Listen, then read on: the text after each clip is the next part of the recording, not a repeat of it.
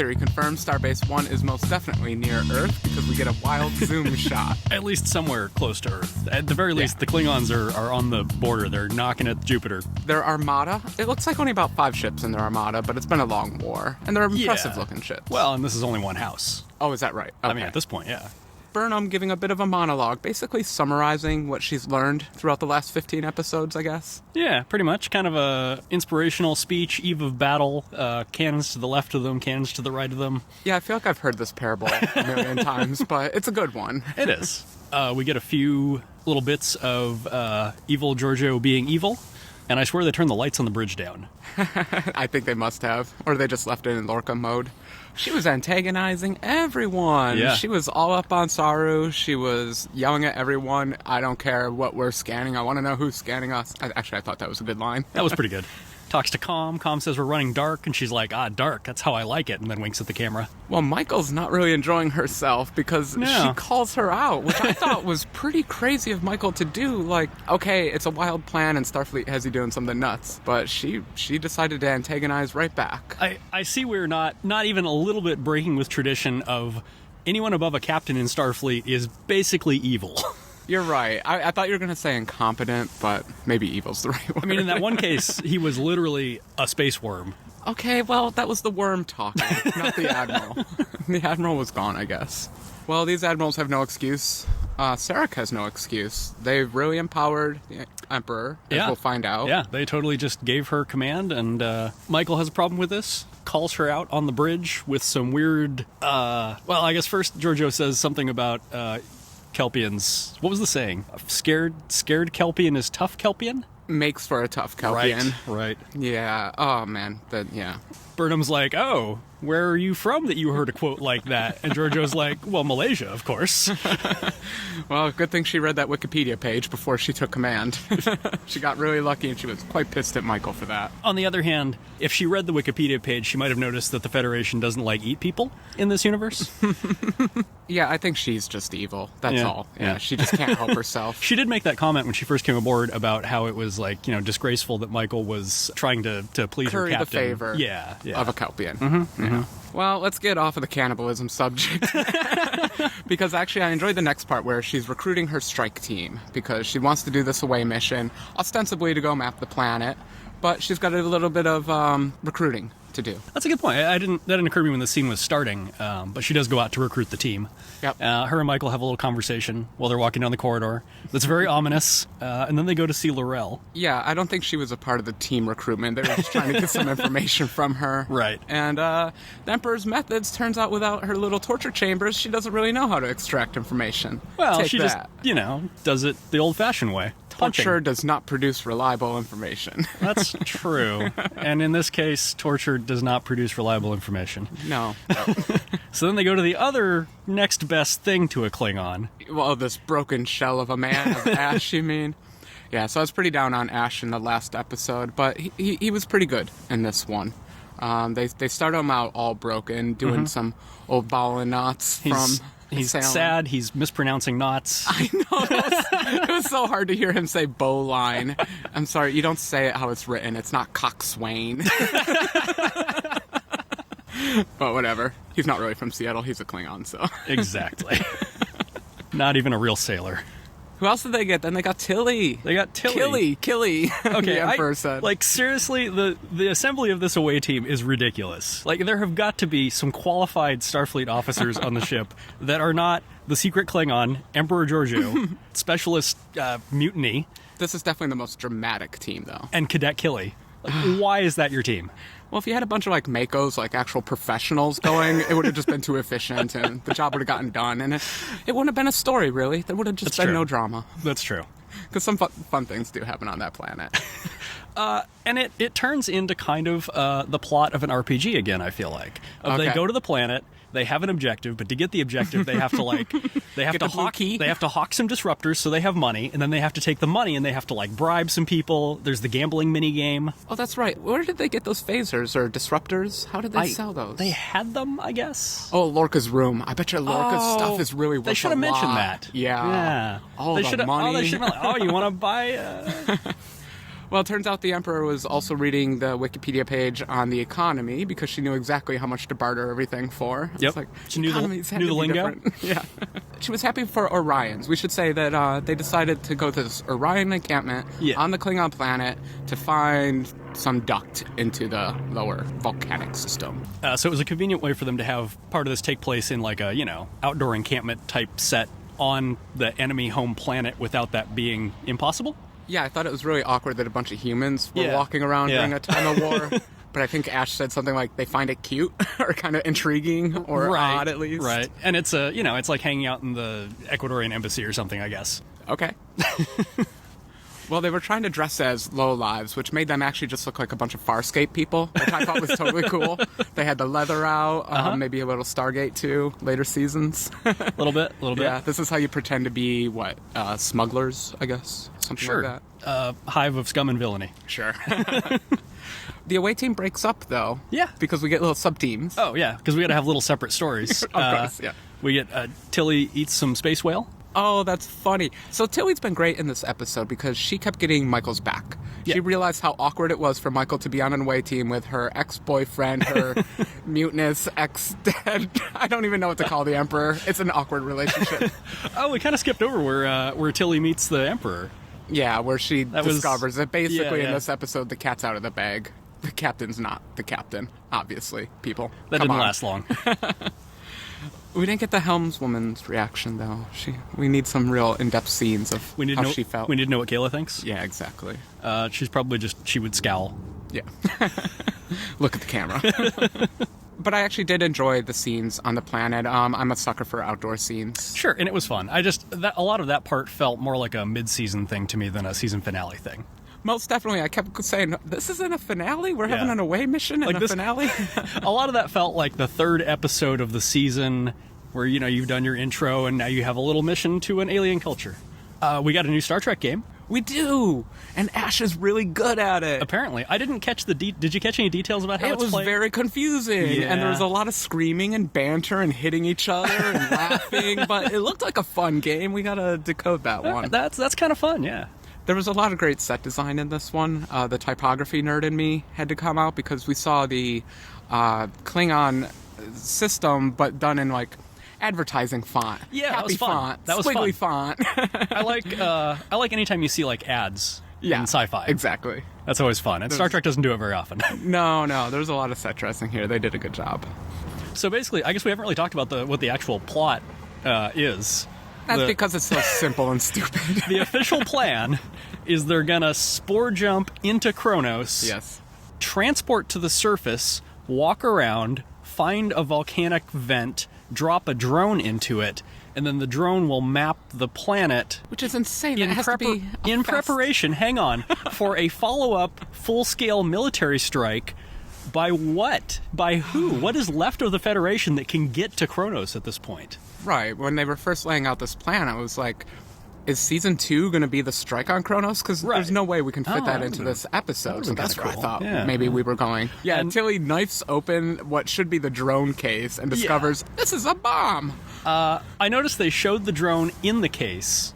At one point. And then at some point, JoJo, like sleight of hands in a nuclear bomb instead. She's a good villain. I hope she's back.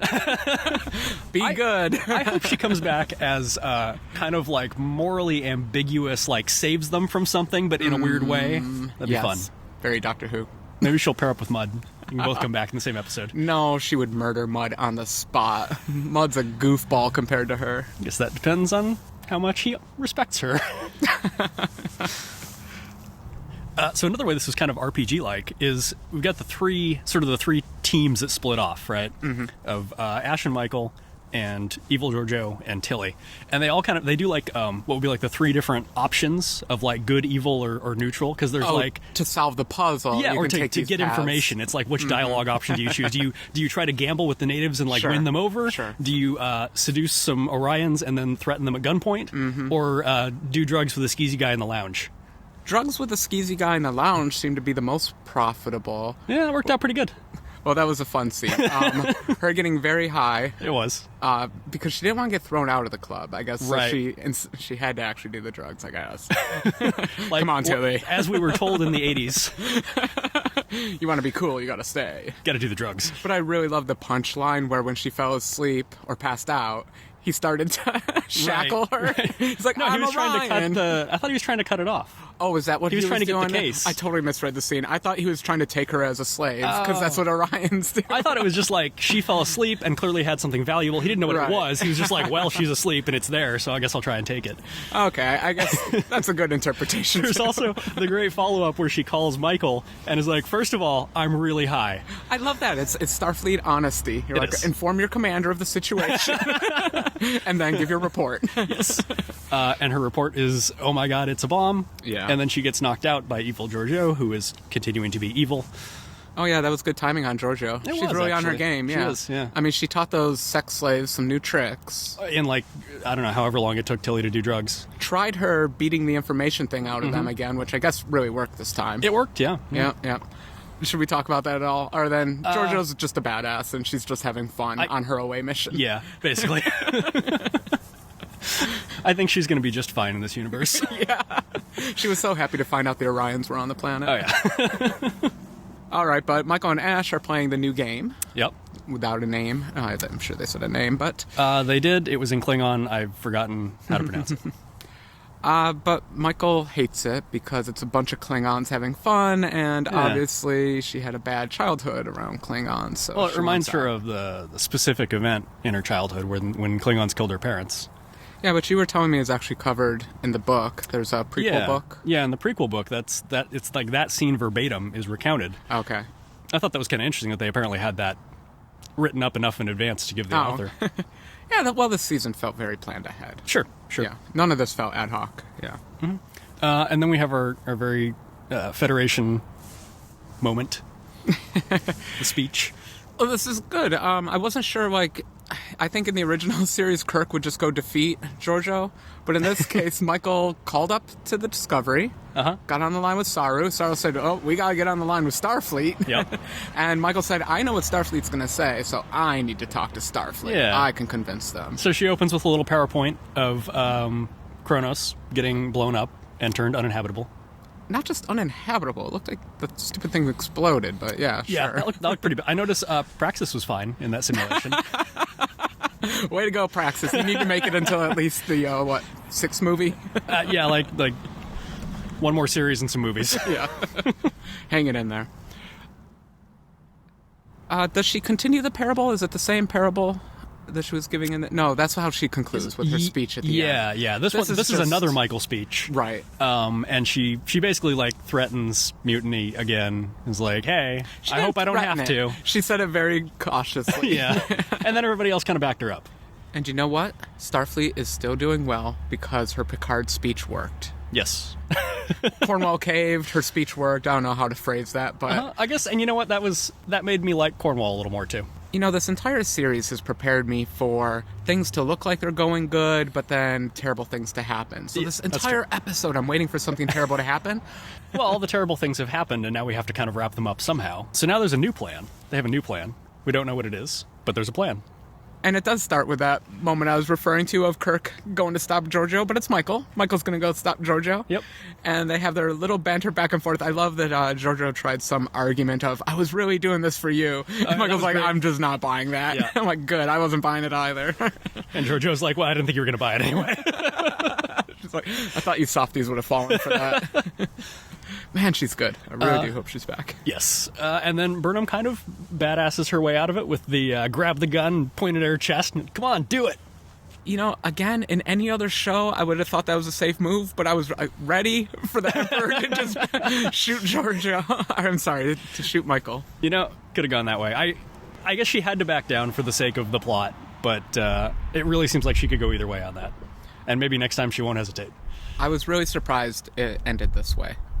That Giorgio just said, fine, I won't blow up the planet. Yeah. They got her pardon so she could run off and be all cool by herself. I guess, yeah. Yeah, and Michael saved the day. Ta-da! Okay, so after she convinces Giorgio to back down and turn over the detonator, then the next weird twist comes where a Klingon and a half come in. I'm going to go 3/4. He seems very Klingon-y these days, Ash.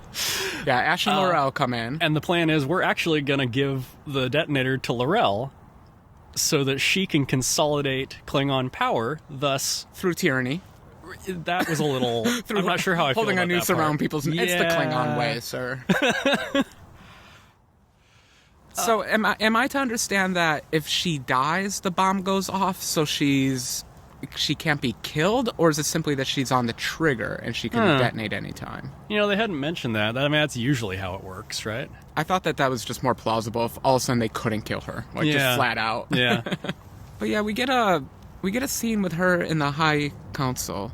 Well, I guess trying to unify a new High Council. So she goes and consolidates power in a really kind of improbable way. Like, I was curious how they were going to do this, and I don't think they pulled it off. Like, it didn't seem plausible. It was all about speeches. She gave a speech. She learned that from Starfleet. You just got to give a speech and hold a big gun. She had a big gun. Yeah, I'm not sure anyone, knew what that was when she held it up. They seemed sort of scared, but I feel like she would have had to explain it. Maybe they had theater lenses and they were able to read the screen. No, it's the future. They've got scanners and such. They figure out what's going on. Whatever it is, she consolidates power in 15 minutes or so, and we don't know. It could be a bloody internal war for 15 years, but we just know the Klingons aren't our problem anymore. They were at Jupiter, and then they were at Earth, and then they turned around.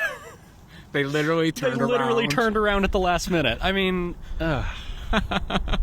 there goes the Armada. They were so close. They were right on Earth. They could have had it.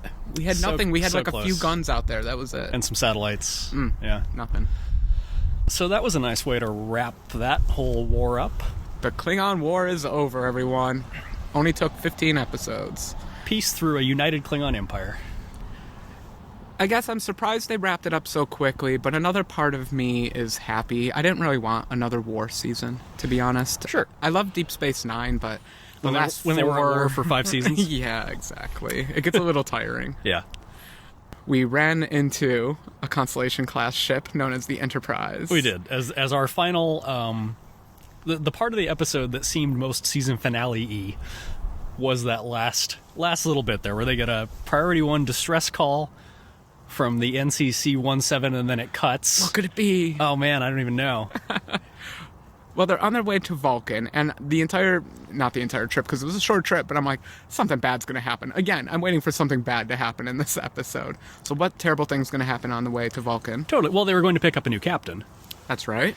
Which we're like, well, Vulcan captain? But Saru's been doing really good. How come he doesn't get to be captain? Yeah, we should mention everyone got medals, and Michael ended her parable and gave a rousing speech and said, Starfleet, Starfleet, Starfleet. She literally got a medal from the president and a pardon.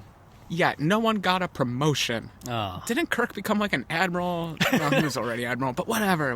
Arguably, that was punitive. He got a demotion, didn't he? Kinda. Yeah, he went from admiral to captain. Well, they promoted him to admiral to get him to stop, blowing ships up.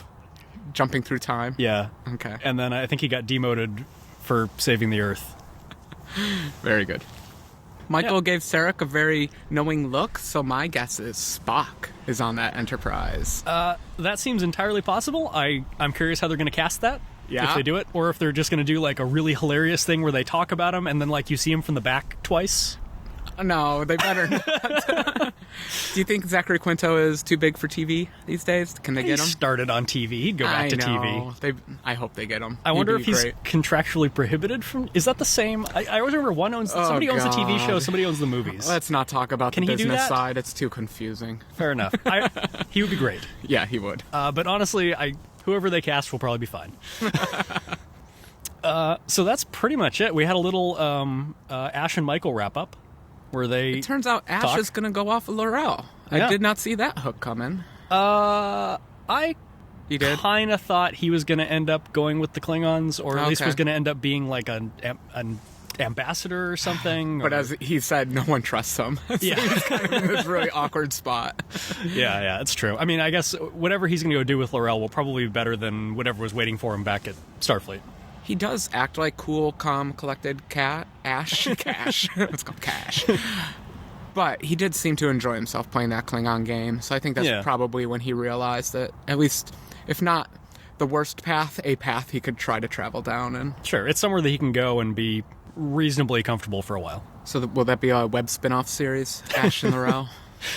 Ash and Laurel politics in the Klingon Empire. Oh, Lord, yeah. As they conquer the Empire. I might watch that. Well, that's it. Yeah. That's it for the reviews. We hope you'll stick around for season 2. Yeah. It's been renewed. We don't come know back when in it's 8 coming months. If not in 8 months, we might try to post some videos if we can come up with some good fan conspiracy theories. You know we love those. So always fun to talk about. That. Yeah. But until then, thanks for doing this, Eli. Sure. Bye from Seattle.